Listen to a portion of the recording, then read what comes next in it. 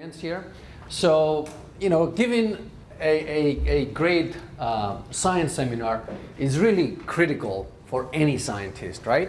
But you don't have to be a scientist to be able to give a good presentation, right? You can do presentation in any field, basically. So what I'm going to tell you today, even though it's geared towards scientific speaking or giving scientific seminars, it applies generally speaking to any kind of presentation. And some of you might go into academia, in the future, and you have to do a lot of lecturing, for example. So this will come in very handy. So I put this picture by Ralph Waldo Emerson, this quote: "All the great speakers were bad speakers at first." And this is really the whole point, right? That nobody is born to be a great speaker. You have to develop the skills of speaking, okay? And it takes time, and it takes experience, and it takes practice to do it. So, and what we're dealing with is public speaking here, right? So public speaking is, again, one of the most important, in my opinion at least, communications forums for scientific engineering communities, but for anybody. We all know some politicians are great orators and some of them absolutely suck, so that's the reality of it.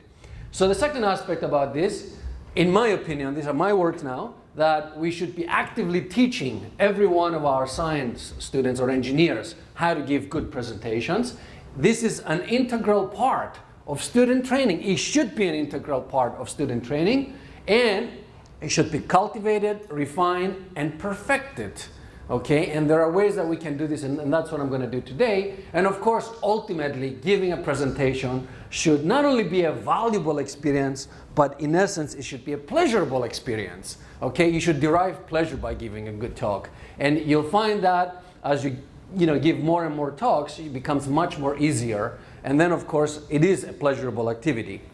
So, why do we need to present? Question for you guys. Why do we need to present? Yeah? We want to get funding. We want to get funding? Okay. Even though you don't really go to the funding agencies and present, you might go to a company that wants to invest money in you and your research, and you're absolutely right. But if you're talking about the federal government or the state government, you usually don't have to present to them. What other reasons are there? What was that? Share the results. Absolutely. Communicate your data, right? You need to communicate your data, right?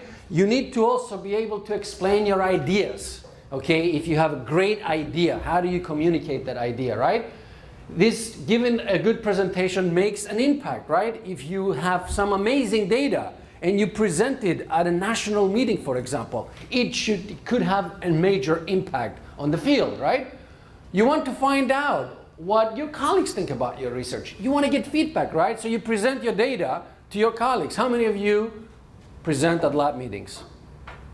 How many of you present at journal clubs, right? Do you find it as a valuable experience? Yes. Why? One of the reasons is because you are able to get back some feedback from your audience, right? Whether it's your mentor, whether it's your fellow grad students or postdocs in the lab, okay? Another important reason is that by going and giving presentations, you essentially can meet future collaborators. Somebody can come up to you after you give your presentation and say, guess what? You know what? I can really collaborate with you on this part of your project because I have this, whatever, material that you may use, or some transgenic mouse or something like that, okay? The other thing is, if you're a student, you can try to find a mentor. So some of you are grad students, and you go to national meetings and you meet people all the time and you give presentations. Guess what? Your future postdoc mentor might be in the audience, right? He or she may like your presentation. They may come up to you and say, are you looking for a postdoc position, right? Might encourage you to apply to their lab.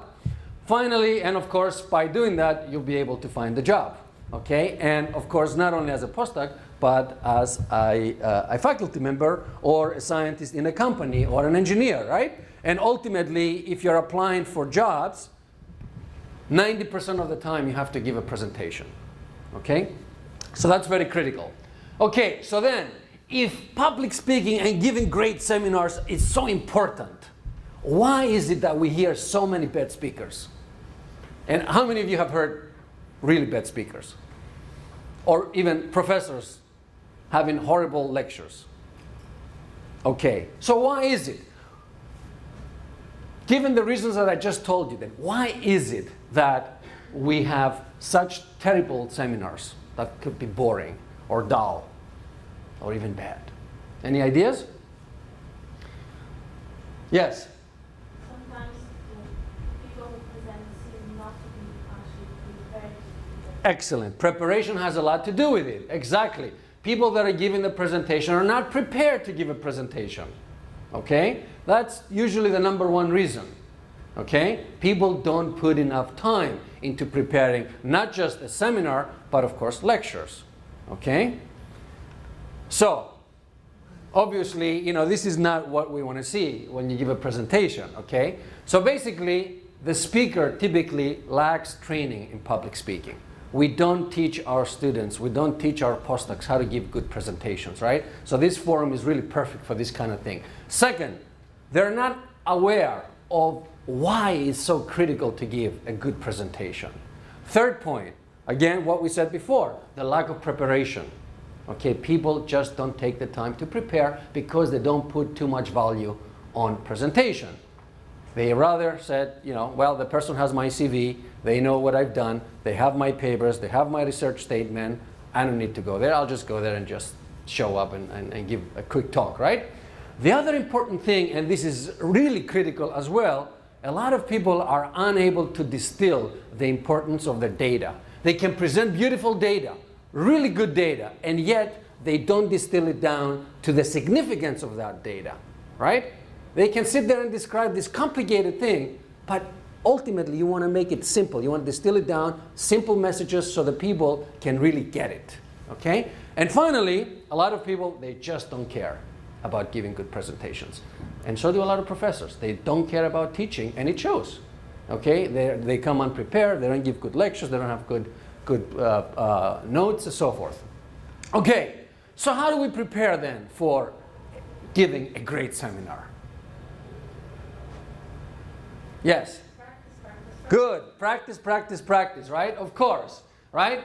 But before you practice, you have to plan, right? You have to structure your presentation. First of all, right? What type of talk are you giving? Who is your audience, right? You need to know the audience. And then, of course, the time that is allowed for you to give your seminar, right? If you are given 15 minutes, well, certainly you're not going to have 65 slides, okay? Because you're going to run over time. And I have to tell you, I've seen it time and time again. I was invited to give a talk at the annual meeting of this organization. And I went down there, and the guy who organized and invited me, we were talking about a dinner the night before the presentation, and we were talking about the presentations the next day. And, you know, we had 15 minutes each. The guy had 80 slides. And I said to him, Mark, there is no way you're going to get through 80 slides in 15 minutes. Oh, no, a lot of them are x-rays of bones and blah, blah, blah. I said, I'm telling you. Of course, he took 40 minutes. Guess what? Everybody had to rush after that. It's unthinkable, okay? So, the type of talk, knowing your audience, and of course the time allowed for, it's very crucial in planning your seminar. Second point, you need to prepare, right? That's where, and before the practice. So, you have to prepare the material in a way that it is logical, okay? And you should approach it like a scientist, okay? That is logic that you have to put into preparing a good talk, okay? So, you want to be able to tell a story, right? When you give a seminar, you're a storyteller. So basically, you have to have a nice introduction or an overview of what it is that you're trying to convey to the people, to the audience, right? Second, you have to talk a little bit about your methods, your approach, right? Because not everybody's aware with some of the approaches that you take in your research, because you can have people with diverse backgrounds. So you got to give them a little bit, teach them a little bit about the methods, right? And then, of course, you get into your results, right? The information that you want to convey, the types of analysis, the types of graphs, and so forth. And finally, you want to tie the whole thing together in a conclusion or summary. And in many ways, you want to tell them where you're going after that. Where is your future direction? Okay? So this is all very crucial. Another critical piece of the puzzle here is that you have to have continuity.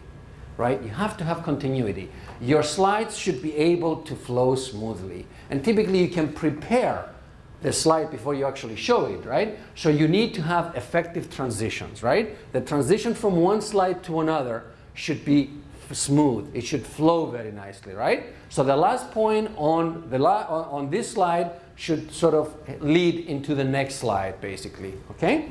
And then finally, that's when you prepare and you do your practice, basically, right? So you want to rehearse your talk. You can write it out for the first time. If you're not comfortable just putting the slides together, write it out, because by writing it out, you're writing the story, essentially, right? Then you should give the talk to yourself if you want to practice on your own, or give it to some of your fellow colleagues, right? Somebody in the lab, whether it's your fellow postdocs, your advisor, somebody else, right? So you can get some feedback. Never memorize the talk. Never memorize the talk. Because when you memorize the talk, then what you're going to do is you're not going to be natural, okay? So what you're going to be doing, you're going to be thinking about what I'm going to say next, and then the presentation doesn't flow very nicely because sometimes you forget and then you stop and say, okay, what's coming up next? This is all in your mind, of course, right? So never memorize the talk, okay? And never have any notes either. Unless you're giving if you're teaching a class, then it's fine to have lectures. But if you're giving a scientific presentation, don't have any lecture notes. Nothing, okay? Your slides should give the story away, with you basically talking a little bit and telling them exactly what the slides show. Okay, so now, how do you prepare your slides, right? So for one thing, everybody now uses, PowerPoint, and it's a great tool, right? And there's a lot of features. You don't have to use all the features, but some of the standard ones are very critical, okay? So typically, one slide per minute. So if you're giving a 30-minute talk, you should plan no more than 25, 30 slides, okay? 1 minute per slide, that's the rule, okay? Now, if you have data slides and you need to spend 2-3 minutes, you should account for that, okay? So you can't jam in 40 slides for a 20-minute presentation that includes a lot of data as well. That's a no-no, big no-no, okay? And remember, you don't have to tell everything of what you did. Distill it down to the message that you want to convey to the audience, the critical aspects of your work, okay? You want to use the same font and color on all slides. Notice so far you've seen I only use black as my title, red for the big points, the bullet points, and then blue for the smaller text, right? 3 to 7 bullets per slide, right? It's nice to animate, but don't overdo it. I've sat through lectures by students or postdocs or other scientists that every line they have to animate, it's too much.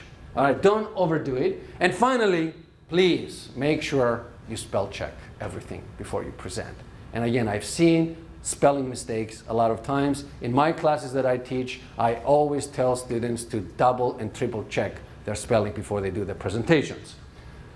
Then you want to be able to select what data to present, right? So do you want to have images, graphs, schematics? Make sure that they're nice and sharp, the colors are vivid, okay? That they're not, sort of blurry or out of focus. That's not good, right? You should label the tables or the figures that you're presenting, should be readable, understandable, and they should not be cluttered. Not too much stuff on the data, right? The data should speak for itself. You don't need to label if you have a section or a tissue section, you don't need to label everything. You can just label 2 things and then you can talk a little bit about it, okay?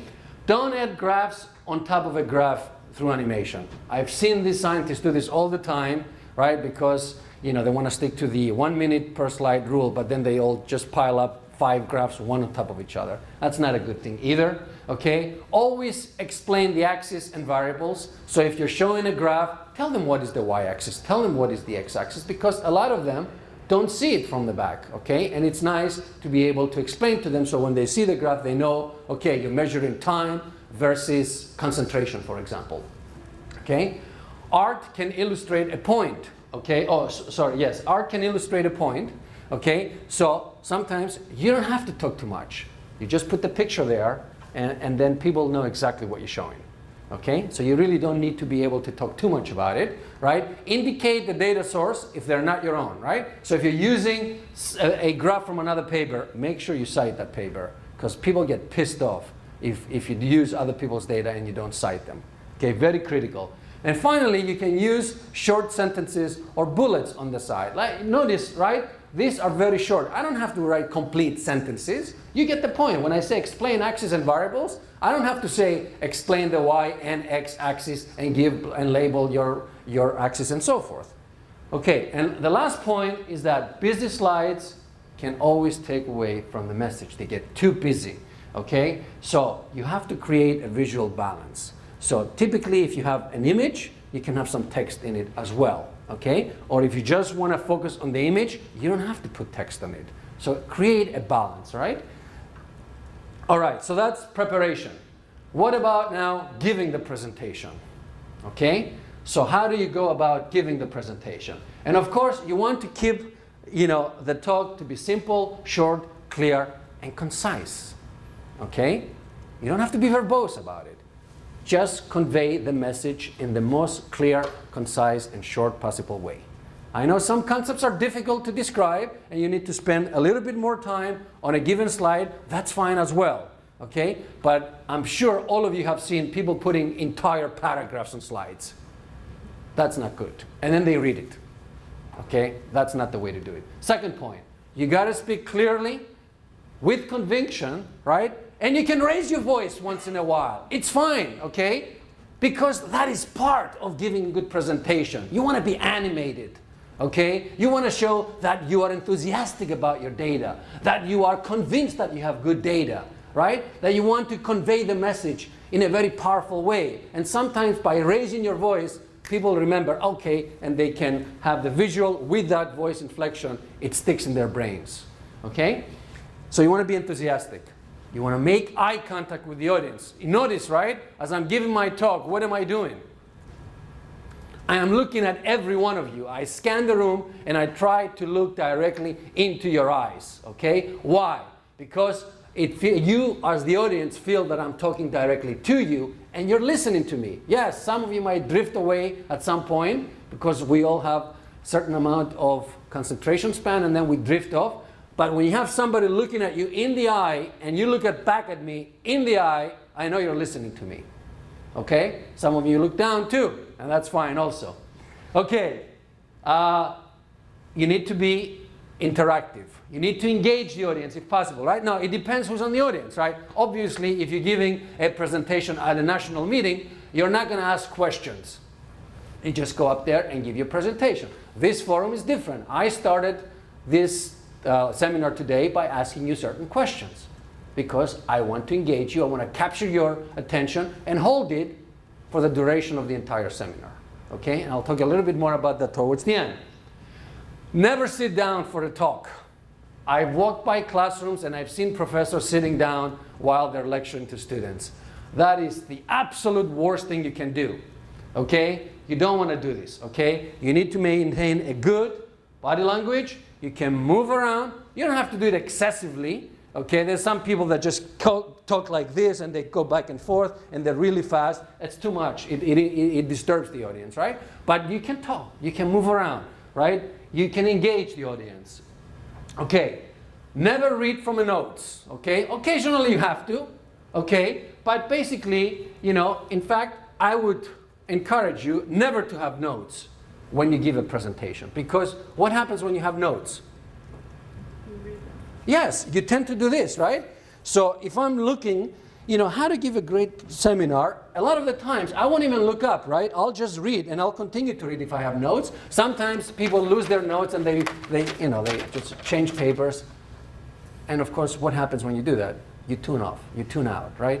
You drift off somewhere, okay? So don't have notes, okay?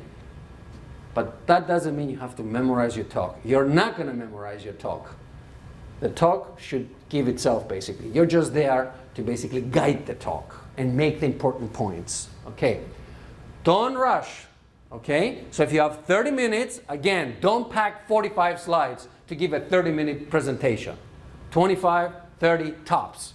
Okay. And when you practice, you should time yourself to make sure that you are within a time limit. Because remember, if you're going for a job interview and they tell you you have 30 minutes to give a presentation and you end up running over time, that doesn't look good on you, okay? That shows the wrong signal that one, you're not good in taking directions, 30 minutes and you're done. Two, that you don't know how to handle giving a good presentation within the time frame that you're allowed, okay? And I've sat on many search committees where we've seen this, and that's a strike against the candidate, okay? Because remember, ultimately, you know, as a faculty member, you want somebody who's going to be able to teach effectively within the time frame that they're allowed, okay?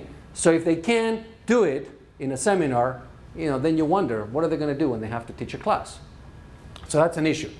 And of course, you need to speak to your audience and not the screen. So I'm not going to sit here and I'm going to talk. And I have to tell you another story. When I was a postdoc at Caltech, I went to hear a seminar by this great neuroscientist, Louis Reichardt, who was at UCSF at the time. Very well-known neuroscientist. I don't know, maybe some of you might know him if you're in neuroscience. But the guy basically, you know, came in, and the entire time he gave his presentation exactly like this. He never once did he turn around and look at the audience. He just went slide from slide, exactly like this, and spoke to the screen the entire 50 minutes he spoke. And it absolutely sucked, okay? Even though he had great data, and he's one of the leaders in the field, and yet he gave a terrible presentation. And he happened to be my advisor's former postdoc, and my advisor gave good presentations, so I said to him, I used to call him Chief, I said, Chief, what happened to Louis? Why did he give such a terrible presentation? He's the only one that I couldn't I couldn't teach, he said, for some reason. Anyway, so please don't talk to the screen. It's fine when you look at the screen once in a while, but always look at your audience, okay? So, more about giving. Do not read words, right, or sentences. People can read paragraphs. Unless you are quoting somebody and you want to read the exact quote, that's fine. But otherwise, don't read word for word, okay? You can give pause. You can stop for a while and give, you know, the audience a time to reflect. Notice right before, I asked you a question and I stopped. I want you to think about what I asked you. That's fine too. It allows the audience to gather their thoughts.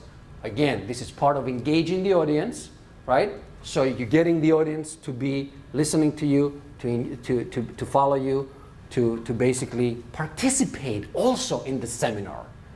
And again, this carries over to lecture. So when you go out there and you teach students, engage them. Use the laser pointer appropriately. That's another thing that bothers the hell out of me, right? When you see people just keep this on while they're talking and the pointer is going like this, and I'm sure a lot of you find this annoying. I certainly do when I'm in the audience, okay? Or sometimes they'll just keep this straight like this while they're talking to you. That's not good either. So using the laser pointer effectively, it's also something that you need to learn. Don't keep your hands in your pockets, right? Because if you keep your hands in your pockets, it shows that you are what? Okay, yes, it is cultural, definitely, okay, but more so, it shows that you're nervous and you're not comfortable standing in front of the audience, so you try to hide yourself from it, okay? So please, don't put your hands in your pocket. Use your hands, okay, as the Italians do. Okay, so don't block the screen. You don't want to sit here like this and talk exactly like this. Sometimes, once in a while, it's okay if you want to make a big point and you want to spotlight. It's okay, but otherwise, don't block the screen because people tend to look at the screen while you talk to them. Okay? Never run over time. I said this before. 30 minutes, 30 minutes. Not 35, not 40, certainly not even more than 40. Okay? And of course, when you're asked a question, the most important thing to do is allow the person who is asking the question to finish their question. And I'm sure you've seen this. Before the person asks the question, the other person starts to answer. That's no good. The other important thing about when somebody asks a question, especially from the front, those in the back do not hear it. So what do? You should repeat the question so the people in the back are still engaged with you during the questioning period as well. Okay? So if Juliana asks me, can you repeat this again? I will say, you know, we need to repeat this again, right? Or whatever the question is. And of course, you have to be yourself. You are who you are ultimately. You're not going to turn into somebody completely different when you give a presentation. So be yourself, okay? Be yourself. But again, you can learn to give a great presentation by preparing and by practicing, okay? And yes, you can change some things about yourself, like we do all the time. Okay, finally, I want to show you this letter that I had published in Science magazine a few years ago about teaching, but of course it carries over into essentially giving a good seminar. And for me, you know, it's not about what you know and how you convey this information. It's about theatrical performance, because somebody who gives a talk, somebody who gives a seminar is like an actor, okay? So what do actors and actresses do, especially in the theater when it's live, okay? The whole essence of the actor is to be able to capture the audience attention, right? And maintain that attention while they deliver their lines until the end of the play or the end of the theater, okay? And then you say, damn, that was a good theater. That was a good play. That was a great actor, okay? Because of the ability of that actor to capture you and hold you captive for the entire duration of the performance, right? And that's the thing. And of course, by doing all the things that I just talked about. So when I teach in my classes, okay, I'm very interactive. I'll go and I'll you know, be physical with my students, right? I'll go down and I'll look at them in their eyes while I'm asking them a question. Okay, I'll jump on the desk and I'll teach from the desktop. Okay, I go and I teach from the back of the class, from the side of the class, under the table. Okay, it's all part of, again, the performance, and it becomes a memorable performance, and you link this memory to the information that I'm trying to convey to you as students. Okay, so be active, be animated, be an actor. Okay, well, thank you guys very much. I hope you found this very informative and enjoyable, and I hope you follow the rules and present great presentations, and maybe I'll get to see you guys at some point. Thank you very much. Thank you. Thank you. Okay.